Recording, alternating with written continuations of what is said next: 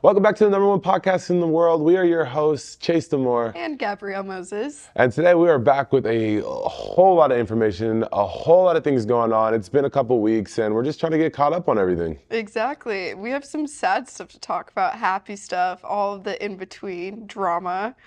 Which thing do you want to start off with, though? I'm just going to jump right into it. Misfit Boxing just announced their super card out there in Qatar. Huge card. They announced 5 fights for it, so I'm really excited for that. More to come. Could potentially be on that one. I don't know. Wink, nudge, nudge. Yeah, can't nudge, can't wink too much on this one. But as we know, it's been the year anniversary since the biggest robbery in sports. The last super card, that being in Manchester, United Kingdom, where I faced Temple Arts. I can't believe that was a year ago. It was a year ago. I remember how cold it was and me walking around in these cute outfits and my feet hurting. Imagine being the reason the Pro Boxing Association got fired because yeah, the PBA ain't no more. A bunch of frauds. Gary Olive, Temple Arts coach, banned from Twitter. A year later, he got community guidelines. Like the notes ratioed him. He said something along the lines of, "We won that fight fair and square." And the community notes at the bottom. How many people reported him? It got reported. So when you get reported, the community notes at the bottom say the reason for it. It was like, actually, it was such a controversial fight. It resulted in the termination of the PBA. So no way. Giant middle finger to Gary Olive and his entire team. Hey, Gary Olive just likes to talk the shit, just like you do. You do it to him too. It goes both ways. Built like a potato, looked like a potato. Sack of potatoes. Sack of potatoes. But the 5-finger hairline. Anyways, they did the press conference for the Qatar card. You have Nice Gibb, 7-figure gibber, who has notoriously been on every fight promotion there is and has this track record of eliminating fight promotions. So because he asked for so much money is what I heard. It's not even that. It's just he fights the main person off of each. He fought, on Social Gloves. Yeah. We also fought on that one where he knocked out Austin McBroom. Ended Social Gloves. That was a bad knockout too. Then he fought on Kingpin, where he also knocked out Austin McBroom. I feel like Kingpin doesn't really count. It was one of the biggest fight promotions before Misfits was big. Really? It was one of the biggest ones. And he knocked out Austin McBroom and ended that fight promotion. And now he seems to come over to Misfits and he wants to do the same thing to Misfits. But listen, Misfits were a little bit tougher than that. We have a little bit more of a backbone. And, he's fighting a Slim 7-0. Knocked out Salt Poppy, Tom Zanetti, and a few other really popular fighters. So, I really got to back it. I don't know if you guys seen the rest of the cards. There's a lot of very popular people fighting on that. But, I'm backing Slim to knock out Gibb. I think that, Gibb does a great job promoting fights. I think he's needed for influencer fight cards. But he does do a good job promoting, too. He does a good job. He does a very good job. Can I say something as a girl, though? Their body types, like watching them fight, it's the biggest ick I've ever gotten. As a girl, you're... Yeah, like you see them in their big old boxing shorts and the girdles, and I'm just like, it gives me the ick to watch them fight. I'm sure that's what everybody's worried about is their girdles and their boxing shorts. Exactly. And what they look like. Well, just as a girl watching boxing, that's just the first thing that comes to mind. Like, you guys are just hitting each other for fun. Crazy. I mean, that's what boxing is, but... Anyways, the other important fights on the card, King Kenny and Salt Poppy. Salt Poppy trying to make his redemption. King Kenny, he's been doing his thing. Sometimes King Kenny looks really good. Sometimes he looks like King Kenny. But, He looks like King Kenny. That's wild. I like Salt Poppy. I've always been a Salt Poppy fan. Even before Salt Poppy was popping, I used to watch him on TikTok. You know this. Oh, yeah. Chase was a Salt Poppy person. I used to love his little mimic dances. I would like to see him get redemption here, but if I'm giving my predictions on these fights, I got to go with King Kenny on this. I think he looked really good in his last few fights. Yeah, Salt Poppy has this track record of, he starts really hot, he looks really good, but, boxing's about having a chin. You're right. It is about having a chin. Rocky said it best. Not about how hard you get hit. You know what I mean? So, that's fair. King Kenny, how many fights does he have now? That's a lot. He fought on pretty much every promotion now too. So, I think between the two of them, King Kenny might walk away with that one. We got Nick LMAO, Jay Swingler. How did that fight get on that card? I don't know. I don't mean it as a mean thing, but he's a pretty big YouTuber. He got a few million subscribers, I think. Okay, well then that makes more sense. I just don't follow them, so I don't know. I understand how Salt Poppy and King Kenny got on, because Salt Poppy he brings a lot of viewers. Yeah, Nick LMAO. he's a relatable guy. Yeah, no, exactly. His little dance. Yeah, his little thing. Yeah, so I think I think overall it's a good card, it's a banger card. Can't wait to see what else they push out as far as that goes. But quickly pedaling past boxing. Recently, we have to give a moment of silence to the death of Liam Payne from One Direction. One Direction. This makes me so sad, and like my heart goes out to everyone, his family, his kid, his girlfriend. It is such a sad situation because a lot of people think he relapsed. Struggling with addiction is no joke, and I'm sure more things are going to come out very, very soon. My heart goes out to him because that's a struggle that a lot of people lose that battle with. And so it's a very serious conversation, and it's not something to be joked about. It's really sad, too, that all this stuff is getting put out on the internet, not only the pictures of his hotel room, which we'll put out right here because that's what really sparked the whole relapsing conversation. There's apparently a video of him falling out of the window. We're not going to put that because it's a little bit much to put on, a podcast. Yeah, this isn't E-News, buddy. I know. You guys can all Google this type of stuff if you want to. This is not a dark podcast. I just want to touch on my opinion about this. I think that, it's easy to look at celebrities and all the lights and the glamour and the gleam and all that stuff. And I think people have perfect lives. I think that, like as Gabrielle touched on, drug addiction is a very, very serious problem. And, he was 31 years old. That is so young. Very young. And he left a lot behind him. He was in one of the biggest boy bands in the world, a very historical band. And at 31 years old, he only really got to live that dream for only a few years. A short period of time. And it's really sad because he traveled there with his girlfriend. Hey, do you want to know why they were even in Buenos Aires? Because he was watching Niall, his former bandmate. Like, he was there supporting him, even though he was struggling himself. Like, that just makes it 10 times Again, we're not sad. talking about how sad it is. We're talking about your opinions on drug addiction and why it is important to check on the ones you care about, whether you think that they're in a good spot or they're not in a good spot. Keep in mind that people fight demons that sometimes that only they can see, and having a heart heavy for them, checking on them, it can go a long way, and I think that this is a learning point for a lot of people. It's a very sad and low learning point, but I think it could be used as a learning point for anybody that, all the money in the world can't buy happiness. Drugs are never good mentally, and always seek help. If you're looking for help, if you need somebody to talk to, there's numerous helplines. I'm gonna just put a list of them right here. Call these numbers, reach out, have a conversation with somebody, you know what I mean? And, check on your loved ones and pray for somebody else because, it's not always about you either. So. And not everything is shown online either. You could pretend to be the happiest person online, but be battling the biggest demons and Exactly. And I think the biggest thing about this thing is hours before his death, you guys could go to his Snapchat and see he was giving tours of his hotel room. Everything looks beautiful. It goes to show that these influencers, these celebrities that you see online, not everything is as kosher as you think. He's posting his breakfast, beautiful day, and within hours, he's no longer with us. So it comes with a heavy heart to say that. Rest in peace, Liam Payne. Exactly. Can I lighten up the mood a little bit? Yeah. It's about Liam Payne in One Direction, but I used to read these Imaginees on Wattpad. If you know what that is, you know. If you don't know, it's pretty much like these stories that you pretend like you met One Direction or the bandmates and silly little things like that. And so in my head, I think about that. I was 13 years old reading these Imaginees about these One Direction bandmates like Liam and Niall and Harry and Louis and Zayn.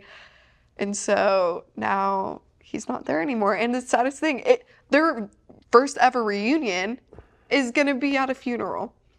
They have not, all 5 of them reunited since they broke up. And not hopefully, they're all probably going to be at the funeral. So. Yeah, exactly. Recently, there has been so much drama in the National Football League. But before I go to the NFL drama.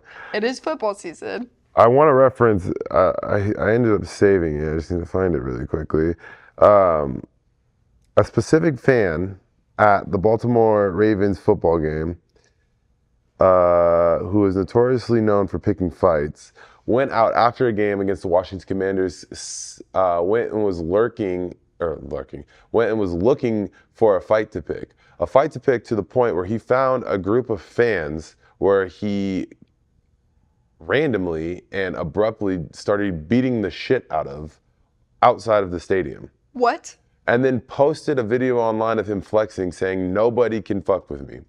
I want you to know, if you're watching this, buddy, I will in fact fuck with you. I will gladly have that conversation with you, because if you think it's funny to go pick a fight with other fans, this is the problem with the NFL now. I get it, supporting your team. I get having some passion behind it, but this right here Do we got a straggler? is absolutely unacceptable. Do we got a straggler? Do we got a straggler? Do we got a straggler? Do we got a straggler? Do we got a straggler? I don't lose. Yeah! Let's go! Let's go! Why is this man not arrested? He is arrested. He's arrested by assault. He's arrested with charges of battery and arrested with attempted murder. He is facing up to 8 years in prison. But from what some of the articles online have come out about this guy, apparently his dad is really well off. He's been doing this since high school. He's gotten out of a lot of situations, and people think he's going to end up getting out of this one also. So privilege. Very privileged kid.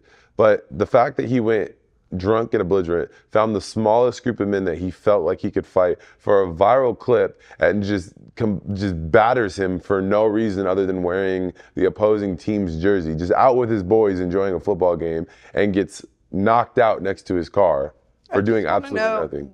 Where in their head that just, oh, that sounds like a great idea. It was the flexing at the end saying, "I don't lose." But you don't lose because you pick fights with people half your size when they're not expecting it. Exactly. That's so messed up on so many different levels. Like, if everyone just went and did that, one, football would be unsafe to just go and watch. Like, you're ruining it for everyone else. Anyone who's like wearing an opposing jersey. And also, it's just not that serious. Football's like, you know, supposed to bring people together and like root for something, you know? If you're literally just going after... Unless you're the Dallas Cowboys getting blown out 47-9. By the Lions. That was a bad game. That was the worst loss in Jerry Jones's, or second worst loss since Jerry Jones bought the team in the 80s, was it? I think that was his first loss. I'm not sure. But the issue being, NFL fans should always feel safe. NFL protocol needs to do better with regulating alcohol at these games, because clearly the man was intoxicated. Very much overserved. He should have a ban from every NFL stadium for life after that. There should definitely be some sanctions on this outside of the legal system, because if his dad is super well off and if his dad does make a lot of money, then I would definitely like to see some bans from the NFL, because that is unacceptable. People get banned for like even stupider things. Like, I've heard of people getting banned for bringing in posters when they weren't supposed to, or just like saying stupid stuff, or like, throwing water bottles. I saw someone once throw a water bottle and they got banned, which that makes sense because you're throwing it at the players. Like, let's not do that. But like for bringing in a sign that says something like bad on it, that's so stupid. But yet this man could probably walk into an NFL stadium and still be fine. Make it make sense. Yeah. Moving on from that, I just wanted to touch on Jake Paul for a second. Jake Paul had just opened up a new hot dog franchise. Wait, what? This man now owns Better, the betting app. He now owns W, the cologne app. He owns hot dog shops on top of I don't know how many boxing gyms in Puerto Rico. The man is an entrepreneur of many things. But within 30 days, he's going to be fighting 57 or 58-year-old Mike Tyson. Which honestly, like, I just don't think that's fair. There's levels to things, and I just think that I get it. I understand that he has a name, Mike Tyson, but at the end of the day, I would never feel good about beating up an old man. I was thinking that. I know they say power is the last thing to go, but the oldest guy to ever win a world title, I think, was 47 years old, and that was George Foreman, who was notoriously known for having a chin, and it was an ugly fight. Now you're adding almost 10 years to that against a guy much smaller and much less of a chin.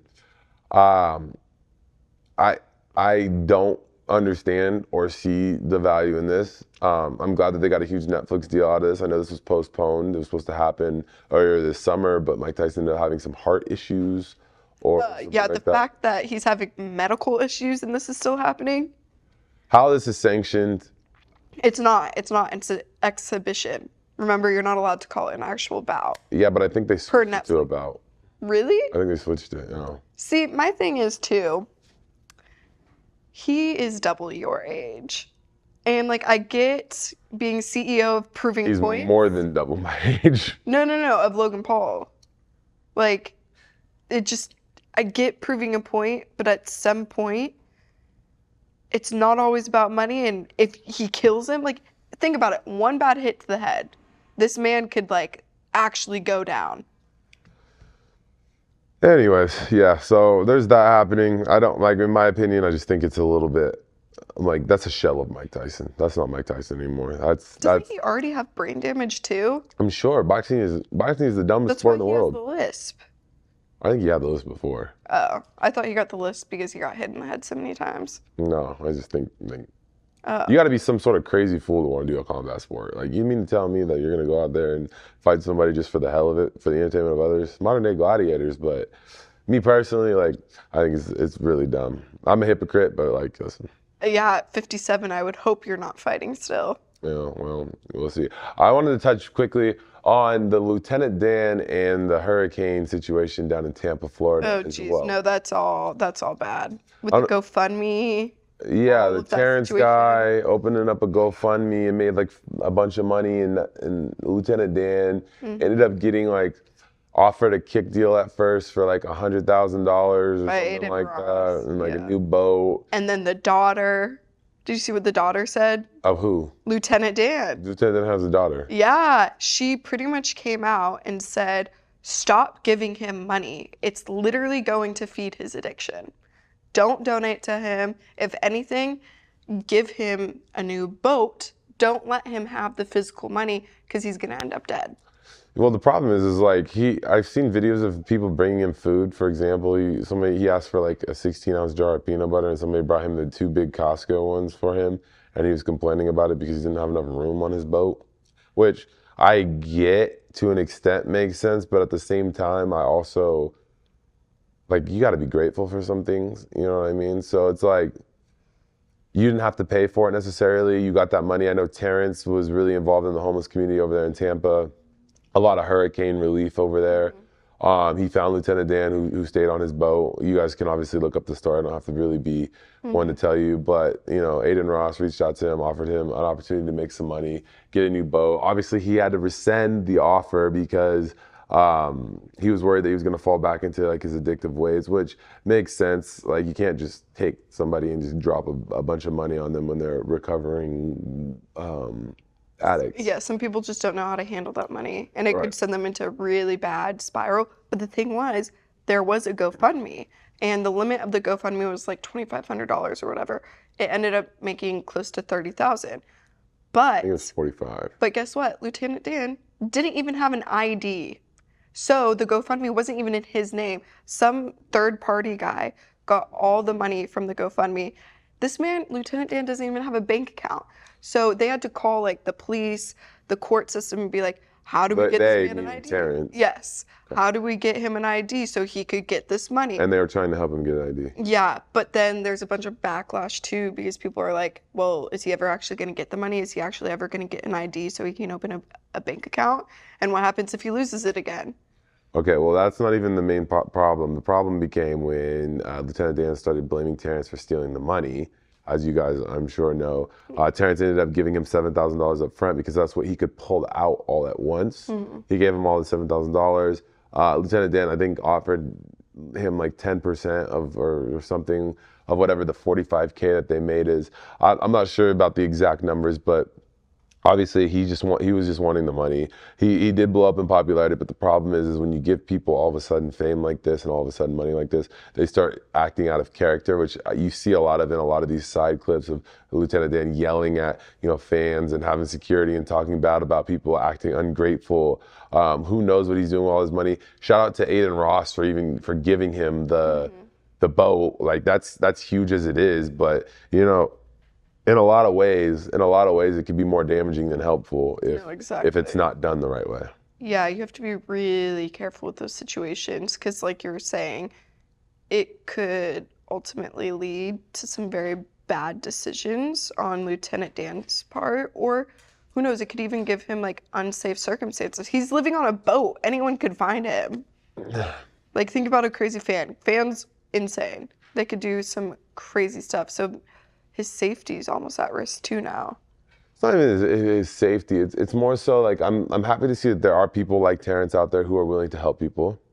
I think it's really unfortunate that he got thrown into a very bad light, and his family, friends, associations all receive very serious threats because of what Dan initially started saying and the platform that Terrence gave him. Dan, on the other hand, is saying, oh, I have thousands of people watching me now. Yes, but the thing that's going to hit Dan that a lot of people don't talk about is being a social media influencer is a numbers game. It's the most depressing job in the world, because once that little high that he had drops, you know, that's when the relapses come. That's when the unwarranted spending comes. The financial illiterate decisions start taking place. You know, these are when the bad things start kicking in, and then you're not pushing the same amount of views as you were before. Then you start doing dangerous things to replicate those views. You start doing things to mimic that type of success, you know, and as much as I hate to admit it, you look at people like Hawk 2 Girl, for example, who said the most ridiculous shit I've ever heard in my life. I've heard probably a million girls make the same joke, but got a platform from it. What I was happy to hear that she did specifically is, rather than dwell on that one thing until it burnt out and then did other drastic things to try to mimic it, she took the Hawk 2, started her own podcast, Talk to Her, which whoever her PR person who came up with that name is, shout out to them. She started linking with Jake Paul. She started doing other things, but she was asking the right questions, and the right questions stem from, how do I mimic this success in a positive way to take advantage of what I was given and transition it into building a brand. She was also giving back a lot too. I saw a lot of clips of her donating money and her just doing good stuff. So like, she's blowing up, but she's also doing stuff to help other people as she's blowing up. I'm not gonna lie. Like I'm gonna go with what Dave Portnoy said on the BFS podcast. Oh jeez. And he was like asking like, oh, she's got a podcast. No offense to her, and I'm gonna say no offense to her, but who gives a damn what she has to talk about on Talk to Her? That's okay. That Yes. I'm just gonna say, and I mean that in the no shadest way possible. I get everybody wants to start a podcast and everybody wants to give their opinions on things, but it's not like this girl's an athlete. It's not like this girl did anything significant on social media. She's not a vlogger. She made a joke over the summer that says, I'm gonna give the boys the good old Hawk 2. And she started a podcast called Talk Tuah. Who gives a damn what she has to say? Fair. Yeah, it's just like another girl bitching about something. It's just, you made a joke. Okay, it was funny. We all laughed. Everybody got a laugh. I thought it was the biggest meme in the world. I thought legitimately that there's absolutely, I've been wrong twice about this in my entire life. Both of them were very serious. I'm not gonna lie. I've been twice about this. I've been wrong 2 times in my life when I thought something was a joke that turned out bigger. The first time was the 2017 election? 16 election? 2016 election. When I thought Donald Trump was an absolute, like, I thought this is a meme. Surely he's not being serious. And then he ended up winning presidency. Like, you know, the second time. These are 2 very drastically different things. Yeah, the second time was with the Hawk 2 girl. I'm like, okay, she said something funny, but surely she's not. They gave her a documentary. She ran with it. She said, this is my opportunity. She was ringside at Jake Paul's fight. She's on every podcast. She started Talk to Her. And it goes back to what I said. Industry plant. I'll say it. Who gives a damn about that girl's opinion? I think everyone's confused why she blew up so much too. Like, yeah, it's a funny joke, but like, You don't think that, you think she came up with that joke in that moment? No, she probably said it like 20,000 times, or she heard someone else. Somebody else say it. And she was just drunk on the side. She got up with her girls that morning, got all the makeup on, headed out to hit the town, girls night out. She saw the interview TikToker thing. Saw her friend doing an interview, was like, come on, we want to go to the next bar to get more shots, ran over there to end the interview, but said the most random shit on her head. And then... If I had someone following me around with a camera all the time, I would probably say some funny stuff too, every once in a while. I would also probably get canceled, but... Anyways, but I will say to her, like, in the differences between what she did and what Lieutenant Dan would do, I'm sure night and day. So, like, take everything apple for apple, so. Yeah, with a grain of salt. Right. Yeah, but do you want to know one thing that scares the absolute crap out of me? Not finding love. And I know we're doing a little bit of a 180, but there's a show out there that's all about finding love when you're a little bit past your ripe age of like 25, where you don't really get to see the other person, you know? Leo, buddy. And Brittany. Hannah. You guys, we need to talk. I am absolutely convinced, and I love Netflix, they gave me a career, but we need to talk about how you do 7 seasons of a show and you don't think eventually people are gonna figure out what the hell is going on. I'm gonna give you a prime example. You mean to tell me that all I have to do is apply for a show that's only casting in my city? It eliminates 90% of the population, only casting in my city. My odds of getting in there exponentially rise. And all I gotta do is go on there and act like a complete jackass and I might get a platform. Hey, he's an art dealer. Don't talk shit about him, he's an art dealer. We get it, bro, you got money. I know his 10 different watches. Congratulations, bud. You're financially illiterate because you're buying watches. Like, okay. Well, they literally got cut from going to Mexico because they're like, eh. And then they're doing the promo for the show. Obviously, they were entertaining. Obviously, people want to see more of them. But, like, listen, at a certain point, love is no longer blind. Nobody's going on there to find blind love. Everyone was saying that she was wanting to be a trophy wife anyways. They're shocked that Brittany... She went on there to be on TV because it elevates her status. She is now a reality TV star. You guys handed her the keys to a Porsche. She went in there, took the keys to the Porsche, and drove it off the lot, signed no paperwork for it. No, that's true. That's true. So Love is Blind season 7 single-handedly has to be my personal favorite season because everybody, first of all, I was the villain when the villain wasn't cool. Not everybody wants to be the bad guy, right? Yeah. I like to take some credit here and say I popularized being the bad guy. All right, I am Bane. I am the Batman. I'm the vigilante. I'm all of the above. But I will say that this is personally my favorite season because at least everybody went on there and everybody was trying to make a show.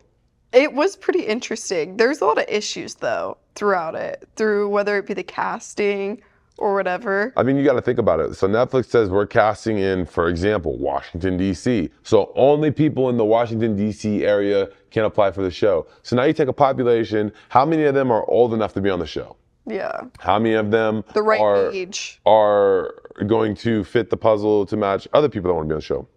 How many of them are married, single, all the credentials? Apparently, you don't have to be single to Apparently, be on the show. Exactly what I'm trying to say is they found ways to, now you have almost a guaranteed way of becoming a reality TV star. Getting views, getting attention. Getting a platform.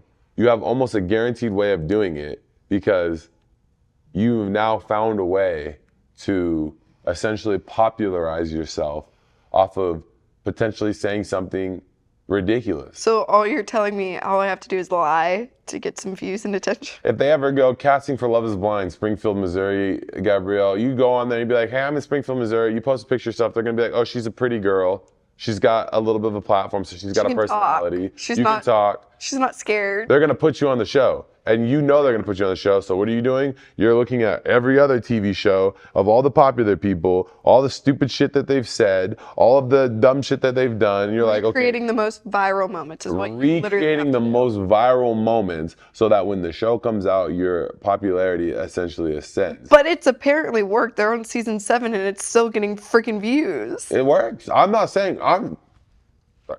it doesn't work. I'm not saying that. It's working too well. What I'm saying is you'll get your TV show. How many of those marriages are you getting? I mean, there were 7 engagements. Yeah, you have to get engaged on the show to go to the next part. See, and that's why I think people are getting engaged too, is just to stay on the show. I've always said Go this. to Mexico. Put me on Love is Blind. Netflix, you're watching this, put me on Love is Blind. I will sell that girl and America and the rest of the world the ultimate dream. I'll take that girl all the way to the altar just to say no. I'll make everybody think I'm saying yes. Take her all the way to the altar and I would say no. Do you want to know why I would do it? Why? Because it would get so many more views than saying yes. Okay, so doing it for the wrong reasons, check. It's not it might be the wrong, am I doing anything different than anybody else? Okay, true. And it would be the right reasons for you because it would help your career. Right. But I'm saying like the first couple seasons, you got like people like Cam and all them who are happily married, who had to keep their marriage a secret for like 2 years.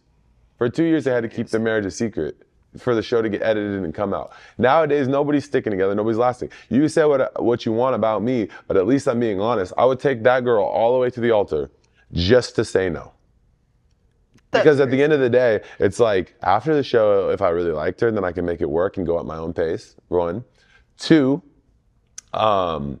it's gonna give me a viral moment to talk about that everybody's gonna talk about. You're gonna be known as the guy that sold the dream. No. You know what I mean? You're gonna get more out of it than not. And I'm not the only person that realizes that, Gabrielle. That's all I'm saying. What I'm saying is everybody realizes You're going to be the guy who broke a heart on national TV.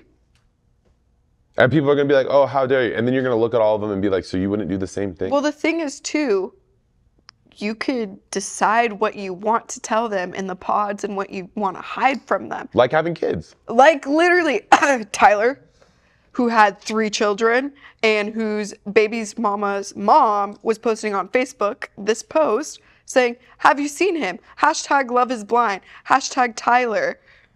But now, do you know what this stems from, Gabrielle? Now you got people that didn't know that they were going on this TV show, these ex-girlfriends and these baby mamas that also want their 15 minutes of fame. You know, that's how in every reality show now that comes out, there's always an ex-girlfriend posting some video about, true. You were saying you loved me. Yes. You were saying you were different. Tyler had 2 people doing this though. I tell girls I'm different all the time. I'm worse. I'm worse than I was. That's the only way I'm different. You wanna know why I'm worse? Is because now I know what to tell you and I know exactly how you're gonna respond to it.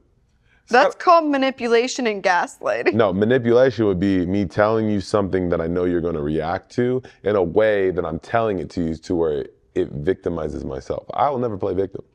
The thing is I'm going to tell you exactly what I'm going to do, whether you believe me or not. I'm going to tell you exactly what it is I'm going to do. Mm-hmm.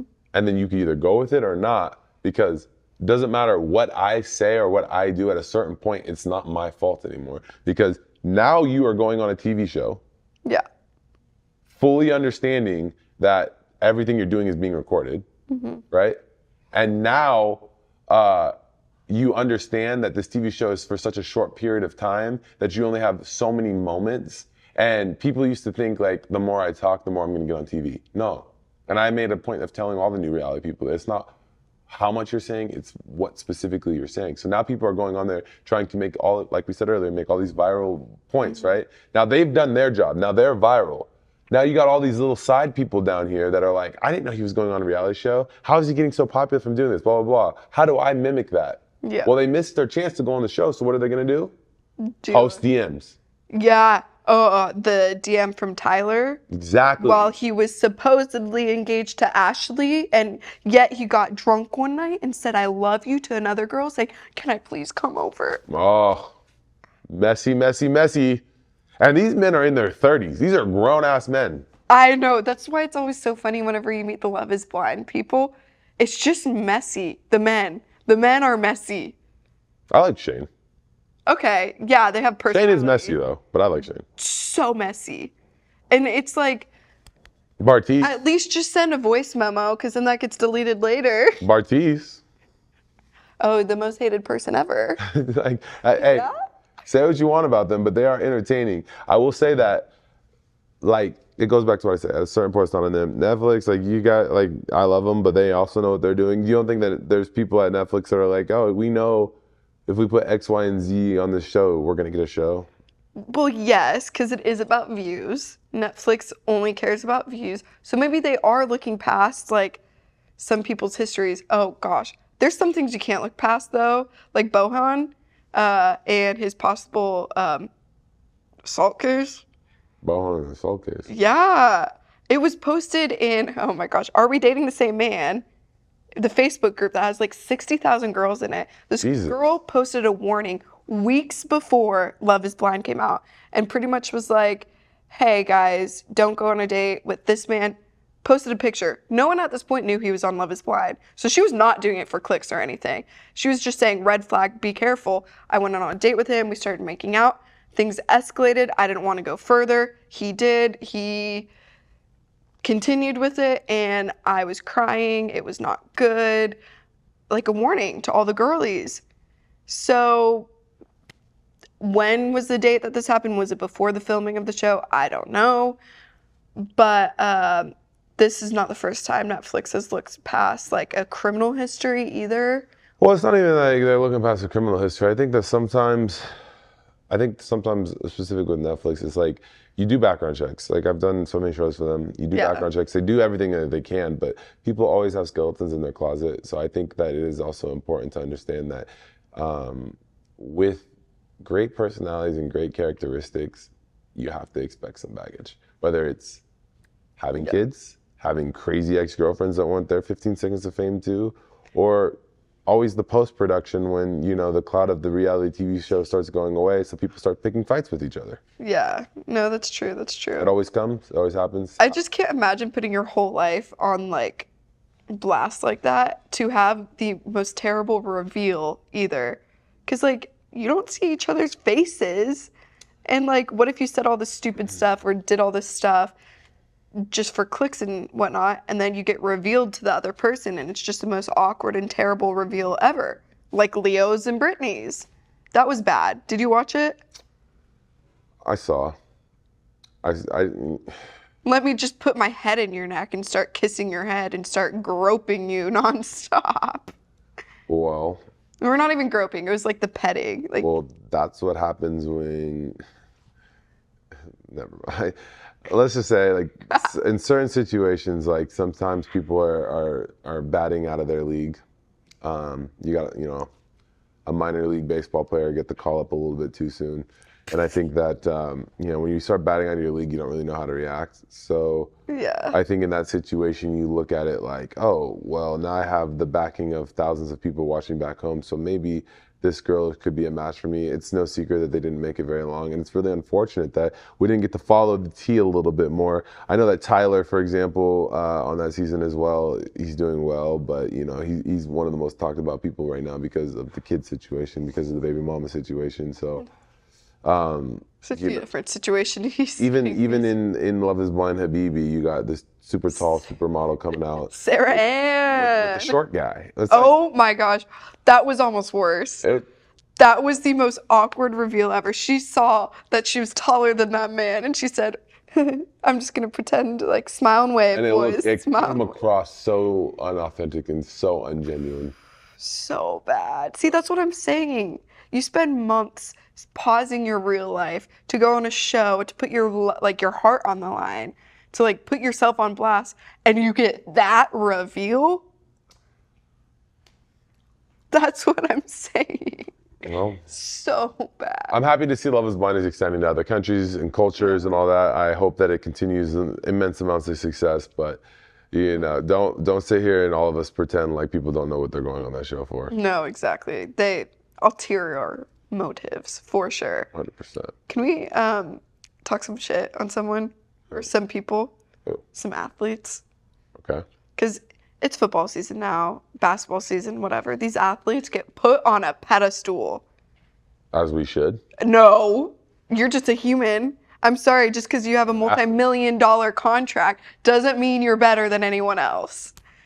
The millions get to your head, okay? I mean, maybe it would get to mine too. But these men out here doing some crazy stuff, whether you be an NFL player, having drama with another NFL player, or a freaking basketball player, doing some crazy stuff with your ex-baby mama, it's got to stop. Because guess what?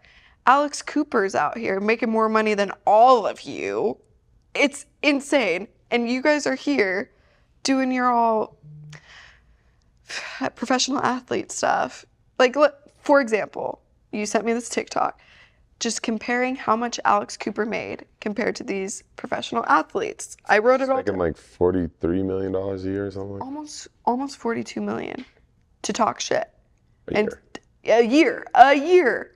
Live podcast as well. Yeah. I mean, I'm actually going to go to the next one that's around here. I want to see what she's doing on her podcast that we're not doing here at Unscripted. I know. When are we going to level up like that? Getting these multi-million-dollar deals. She's making more than Tyreek Hill, which he makes $30 million a year. Anthony Davis, she makes more than him. Justin Jefferson, Kyrie Irving. The only one she does not make more than is Patrick Mahomes. Shocker, the starting Which, of course, everyone knows freaking Mahomes. His face is on every Oakley's ad, every State Farm thing. Like, it's insane. But to talk about, like, the baby mama drama and stuff. Tiffany, Jeffcoat. Tiffany, Jeffcoat, and RJ Hampton. Messy situation. I will say, if there's a freaking child involved and you're making the person that you're co-parenting with look like a fool, no matter the situation, no matter if you're done dirty like that, some things you should keep private if there is a child. I'm on RJ Hampton's side on this one. I'm not going to lie. Really? I'm way on his side. Why? I'm a guy's guy, I know. first and foremost. First of all, I think that she came out with an apology on TikTok because she knew that she was in the wrong. You guys are all, RJ Hampton doesn't have social media the same way Tiffany Jeffcoat does. She uses her platform to talk drama, to stir pots, she has like an audience that follows what she does. Therefore, it's easy for people to take her side because you're only hearing one side of the story, right? She goes on there and she's filming this man with his kid. It is his kid also. They make it together. Yeah. It's like a 13-month-old baby. Exactly. They make the kid together. It's also his kid. She goes on there. She's filming him like pick up the baby and leave with it. And all the people online are trying to say he's in the wrong. That is his kid. He can take the kid where he wants. He didn't kidnap the kid. There was no police, blah, blah, blah. She called the police. She did, but they couldn't do anything because it's his kid. He has custody. It was his weekend to watch the kid. Yeah. Right?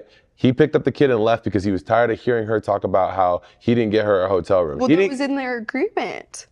Was it in the agreement or did she say it was in the agreement? But also at the same time, she's out in Miami partying, which you can see on her social media, shaking ass, doing whatever, while she has this kid who's being watched by her mom, right? So she can afford to fly herself to Miami, hang out with all these people, be at the club, do X, Y, and Z. Why is it on him to have to pay to put her in a hotel room? I'm on his side. See, we might get an argument here. You're sitting here telling me because she's the mother of his child and she wants to go out there and party, and because he's in the NBA and makes more money, then he needs to pay for her hotel to be out there and party so he can watch the kid. No, I don't think that's how the situation completely went down. That's exactly how I see it. See, I think she went out there, she was flown out there so that the RJ Hampton could see his kid. Right. And in their agreement, he was supposed to have a hotel. But why is that in the agreement? Because she obviously doesn't make as much money as him. So he has to pay. The man has to for her to fly, for her to stay, for him to see his kid, and then she's gonna, after he does that, because she is there, right? So he paid for the flight, right? Yeah, after he does, didn't have the hotel. Did I say the hotel or did I say the flight, Gabrielle? The flight. So she's there, so he paid for it, and he picks up his kid to leave with him, so she pulls out her phone and films him, and then blasts him on the internet. What about defamation? Yes, defamation, but apparently, according to her social media, that clip was filmed hours after they were already sitting in the lobby arguing. Again, you're hearing one side of a story because she has a platform of girls, the same girls out there who are supporting Tiana, y'all out there who are wrong, Again, Tiana, you're still in the wrong. Those same girls who are backing Jeffcoat, or whatever the hell her name is. Tiffany. The same girl who makes series on TikToks about exposing her DMs. See, that's why I'm saying this should have never reached social media when a child's involved, because that changes everything. Using Halo to get clicks and views. Yeah. I'm not going to sit here and be like, RJ Hampton's completely this and that. I'm saying you guys are victimizing a man who's in the NBA because he didn't want to pay for a hotel room and he took his kid. If it was that serious, he would have been arrested. If things are that serious too, you don't put it on social media, you hide it. If it was that serious, she would have never issued an apology on social media. If it was that serious, he would have been cut from the team. All of the above say that whatever two sides of the story there are, his side must have been better because he's not cut, he's not arrested, and he still can see the kid. And she issued an apology video. So purely based off of science and facts, I would say that he was probably more in the right than she was. She just had a bigger platform to bitch and moan about what he did. I think the whole situation could have gone a lot better on both sides. So why does he still have custody of the kid? He doesn't. He only has supervised weekends, like once a month or some shit. Why does he still have that then if he aggressively picked the kid up and ran off and kidnapped him? I don't think he ever kidnapped him. It was his time to have him. She even said that in the video. She was Right. like, I just want to clarify.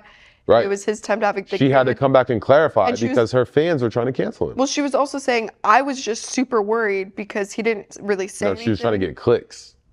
Well, apparently, too, the last time he saw him, the baby was still breastfeeding, and he never even asked, like, when was the last time he ate? Like, what is he eating now? According to her.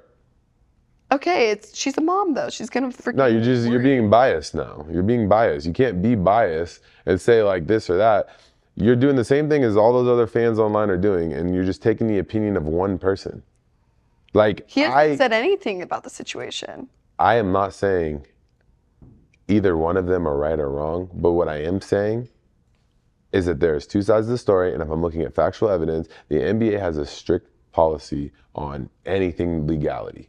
He would have been cut from the team, removed from the team. He would have been arrested. The kid would have been taken away. It would have been on the news. It would have been on ESPN, First Take. No, the reason it wasn't on that is because it's purely based off of her TikTok videos that get more views. Is he one of their top players? Yeah, he's a starter as a rookie. Well, then that's all you need to know. He's a starter. So they probably wouldn't want it on the news. No? That would damage the team more than him playing if that was the case. Exactly. So they want it to, like, keep it hush-hush or, like, keep Are you just anything. trying to argue with me for the sake of arguing? No. I'm just saying if anything actually did happen that was, like, really bad, kind of like you were saying, it would He be would really not bad. be playing right now. Probably not. They would not let him on an NBA court if he did anything to that woman. Yeah. Hopefully. It's not even a hopefully. That's Yeah, that's I happened think the time and time NFL again. Look at Ray Rice. The NFL takes things a lot more serious, I think, with all those. All professional sports take things seriously. You can't have a platform and people that support and follow you. It's too damaging to the brand of the team. It's not about. Yeah. There's so many people that can play basketball. They're not just gonna let that slide, especially coming from a rookie who's not done anything in the NBA.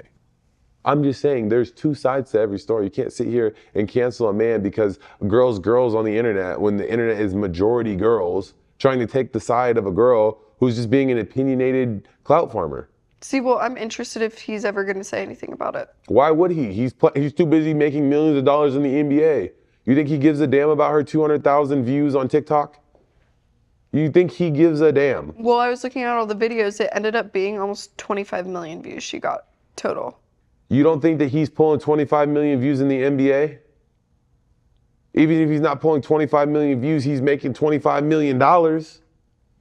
Yeah, he does have a pretty good contract. You think he gives a damn about her TikTok?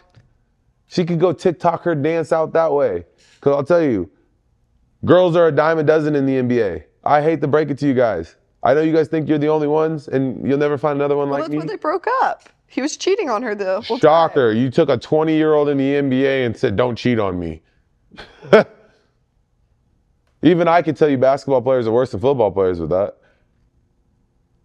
They're all bad. 20 years old in the National Basketball I Association. didn't know he was that young. I thought he was 25 or something. Still really young. Yeah. Playing in the NBA? Come on. Yeah. I don't know. Things are messy. That whole situation was just messy. There's so many TikTok parts. If you have a kid, leave the kid out of it. Don't put it on social media. Don't fight. If you ever want to co-parent and have like a happy life with your co-parenter, it's not worth it. Keep the kid off social media. I mean, that's just what I personally would do. If there's really deep issues, glaze over it and just say, yeah, we broke up or this happened or that. Don't go into detail. Some things need to stay personal. Some things, it's okay not to share. You don't have to share everything online, especially if it's like that demeaning towards a person or like hurting someone's like image that bad, because a lot of things could hurt a person's image, but you have to think of the point of view too, you know? Exactly.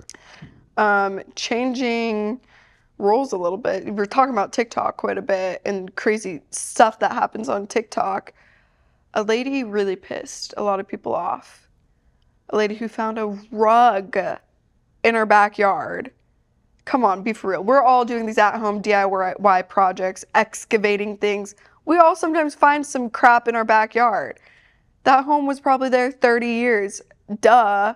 Some things will be buried under the ground. This lady, anyways, she was building a freaking garden or something stupid in her backyard. Finds a rug. What does she do? Makes a TikTok about it. Like we were saying earlier, people doing things for freaking views. And she freaks out. Her first TikTok gets hella views. She found a rug buried, and it seemed like it was buried and covering something, but she didn't really know. She was too scared to touch it. My nosy ass would have started peeping and looking myself before calling the police. But she called the police, made like an 8-part series, had the cadaver dogs out, wasting police resources just to freaking find out it was rubber. That probably cost tens of thousands of dollars to like bring everyone out there and look for all a stupid rug. If I called the cops every time something crazy happened, I would probably have my own personal detective. Like shit. Like my parents' house was actually, my parents' neighborhood was built on an Indian burial ground. Did we find bones in our backyard sometimes or some weird stuff? Yes. But we knew it was built on a freaking Indian burial ground. So like we didn't call the cadaver dogs out every time we found a bone. No. You just shrug it off and move on with your life, okay? Like I get being paranoid. I understand all of that. But you don't need to flip out, make a 10-part TikTok where you probably made at least $5,000 to $10,000 off that 10-part series. Probably even more. Just for views. Who knows? You could have buried that rug yourself. Like, what would you do if you found something buried in your backyard? Thug it out? I hit him with the, damn, that's crazy. Yeah. When can you come get your stuff? I need this shit out the crib. I think it's bringing bad luck. No, exactly. Some of my parents' old neighbors would sage their houses because it was literally on an Indian burial ground. Honestly, the whole rug situation was interesting to me because this girl was getting millions of views. I'm sure she cashed out. Yeah, she did. She probably made it close to 50 grand. You think 50? Easily 50. I mean, okay, think about it. She made a 10-part series, and each one was getting like about 2 million views, 2 to 5 million. I think she made around her 20. CPM was probably around $1.50. You think it was that high? Oh yeah. I'm thinking she made around 20. Because she's pulling from every audience. Yeah, and news sources were probably paying her to talk about her story online. Right. And she was getting millions. She got like over 1 million followers from that. Now everybody's unfollowing her because like nobody gives a damn. Everyone's like, what the hell? A rug? Unfollow her now. Rubber in a rug? If she should have lied. If I was her, I'd have lied and been like, yeah, they found a body, and then did like a 10-part series about the body, and then did another 10-part series called Why I Lied and What I Would Do Differently. Made another 10-part series. You could have cashed out like $200,000 on that. Oh my gosh. Yeah, well, that's again, lying for views. Well, welcome to reality television. Welcome to dating shows. Oh my goodness.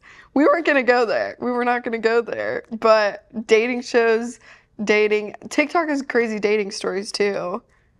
Do you like scroll and watch? Oh, yeah. Meaningless to me. It's meaningless to you? Oh, do you want to know what's not meaningless? There's a whole story and a situation where an old IT guy from a school is not only getting sued, but he might be getting arrested because he was taking underage girls' computers and stealing all their info. Isn't that lovely? That was crazy. No, that terrifies me because we had IT guys at our school and we were given like, the Chromebooks, like the $200 Chromebooks. I mean, mine never connected to my phone and I never did anything bad like that. But I can't imagine being like 16, 17, 18 years old and the old creepy IT guy in the basement is stealing all your info, selling it on the black web or God knows what he's doing with it. And finding out years later that this happened, you get a random phone call from your school. Hey, we just wanted to let you know the IT guy who was working at your private high school when you were like 17 years old, we had to fire him because we found out he was stealing all your information and several other girls as well. Imagine the jump scare you would get. Oh, so this happened years ago and I'm just now finding this out? Excuse me? No, thank you. And jump scare, the man's not even arrested yet. They have to go through civil court first to sue, and then they have to figure out it and find the computers, and they have to get enough warrants to have evidence to even arrest him for underage photos. So who knows when he's going to be brought to justice and all these girls will be like given their justice or find their peace. Because all this happened years ago behind their backs in school. Who knows if they covered it up? I know my school in high school definitely covered up some crazy stuff. Did your high school cover up some crazy stuff? No, my high school was very liberal. You didn't have any drama? I'll tell you a I story. grew up in a small town. Do you want to know what happened at my high school? Small town drama results into you took my parking spot at school today. Oh, I mean, I wasn't from that big of a town. I graduated with 97 kids. Okay, I had like 125 or 135, but I also went to private school though too. No, yeah. But my high school drama was one kid who was 19 at the time, drove 3 hours to meet like a 14-year-old girl, and he ended up getting arrested for being with a minor, even though he was only like 19 years old. So the age difference wasn't crazy. I mean, it was still 5 years, but the girl's parents found out and brought charges against him, even though the girl didn't want to. And that was the whole school situation where everyone was like, hush, hush. I'm not going to say the guy's name, but yeah. Or the other kid whose dad was wanted by the FBI, so he went and hid in the Bahamas because he stole millions of dollars. Okay, next subject. This is carrying on. Sorry. Just talking about my high school drama. Honestly, it's time to kind of start wrapping things up. But you guys know I love to end the podcast with the In the DM segment. And this week I asked you guys, what is the worst job your significant other could have? What could end the relationship? And one of the top ones was a bartender, which of course. Bartending. Yeah, how would you feel if your girl was bottle? I'll say bottles, girls / bartending. I would rather than be a bartender because at least the bartender is working the whole time. A bottle girl's whole thing is flirting with people to sell tables. They have to go to dinners. They have to go to events. They have to stay there and hang out at the tables and party with them, take shots. Bartender, you're behind the bar making drinks the whole time, then you go home at the end of the night. Yeah, but you're still out every single night technically at a bar. Working. Yeah. At least I could, if I was dating a bartender, I could go to their bar, see exactly what they were doing the entire time if I really wanted to. I know exactly what time they're going to be home. I know exactly time. That's a real job.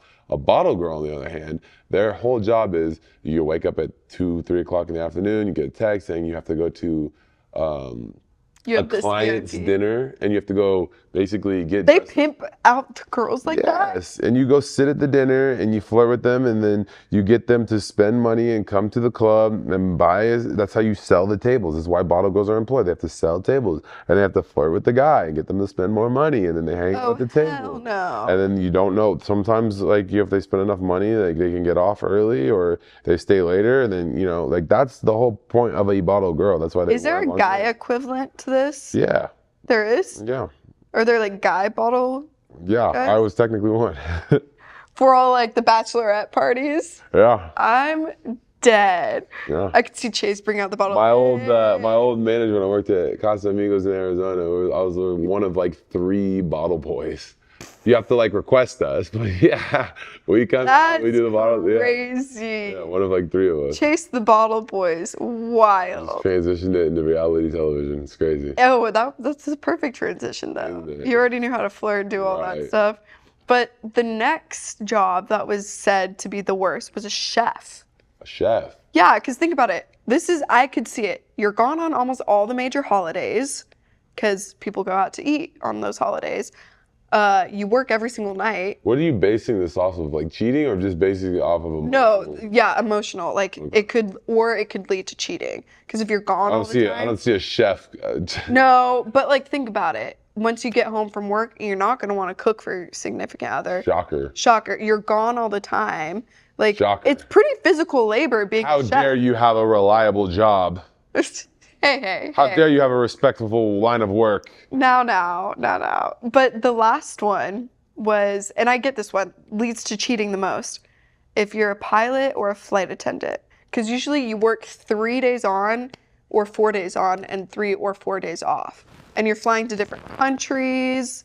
You're not seeing your significant other more than even half of the week. I could see how cheating would be the worst with flight attendants. You know? Yeah. Slipping your number. You've had crazy flight attendants. Don't get me started. I've had my experience with loads of airport workers, but here's the thing: is like I know airport workers. At the end of the day, I also agree with that one. I think those are on par with athletes, probably worse. They're on par with athletes because it's an annual job. Yeah. They make a lot of money. They're always flying. They're always going. They're always in some hotel. In my experience, don't date an airline anything. A hostess. Oh my God. Nothing that has to do with an airline. Immediately cut them off. Say no. Tell them to catch a flight, not feelings. Oh, dang. Okay. Well, that's all I have for you today. Thank you guys for tuning into the #1 podcast in the world. We are your hosts, Chase demoor And Gabrielle Moses. and we'll see you guys in the next one. Bye.